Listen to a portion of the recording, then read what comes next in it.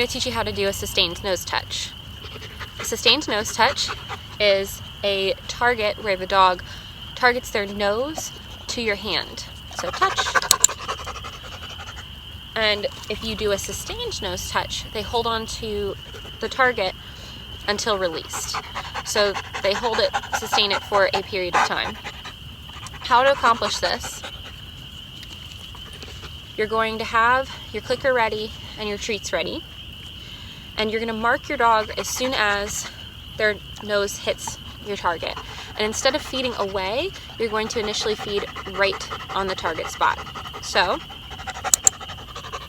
and then I'm going to feed right where that target was. You can even use the target as a cup or bowl for the treat. So you start perpendicular to the ground, touch, and then you turn your hand horizontal so they can eat.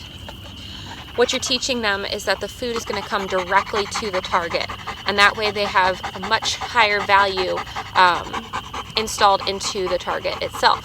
So you're going to do this a few times. Touch. Get it. Ready? Yeah, good. Touch. Good boy. Rudder.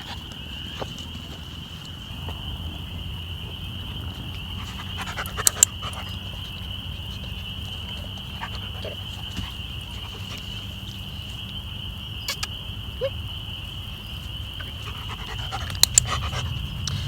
Once your dog is showing a lot of interest in the target, and it's pretty easy for them to offer this behavior or do it when cued, then you're going to start to raise your criteria. So initially, you're just marking for any interaction with their nose and your hand.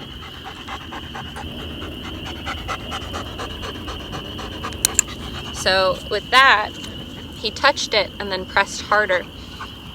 And I clicked only when he pressed harder. If your dog hits it once, you might wait a moment and see if they'll hit it again. So you'll click for the second touch.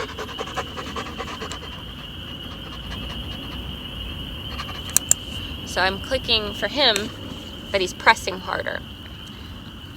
Once you have clicked for only the second or the third, your dog is going to start to rapid fire. So they might go 1 and think about it for a second and then offer it again.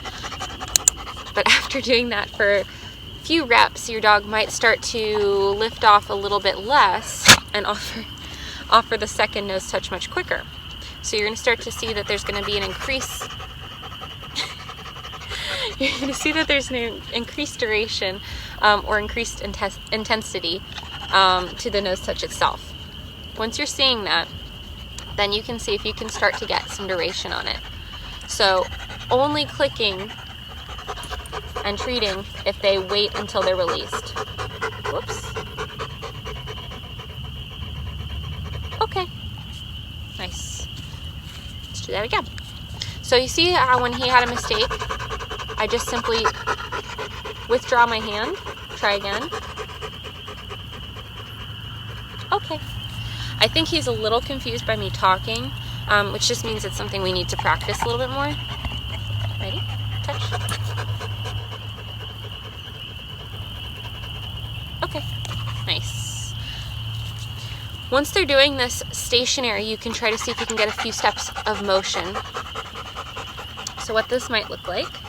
I would suggest doing this while you're backing up facing the dog initially, because that encourages movement towards you a little bit more than walking by their side or walking away from them. So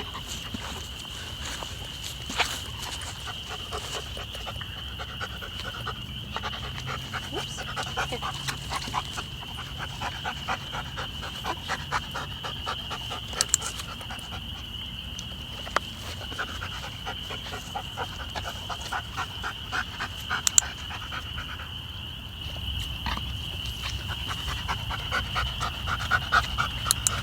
Nice.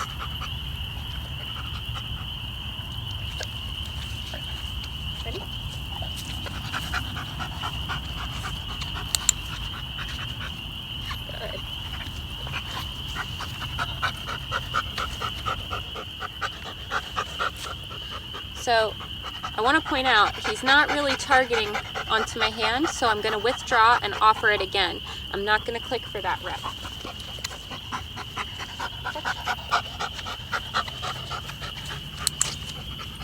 Nice. Once he's doing that well, in front of his nose, like this, I'm going to try to see if he can do it facing upwards. Ready? Yeah. Touch. Nice. Touch. Oops. And good boy. Touch. Good boy. Get it. Pointing their head upwards and sustaining the touch is a little bit more work. It's also a great foundation for a focused looking heel. I'm going to end him there because he's already tired from training before this. Let me know what you think, and if you take any videos of your dog trying to do a sustained nose touch, let me know how it goes. I'm interested to see them.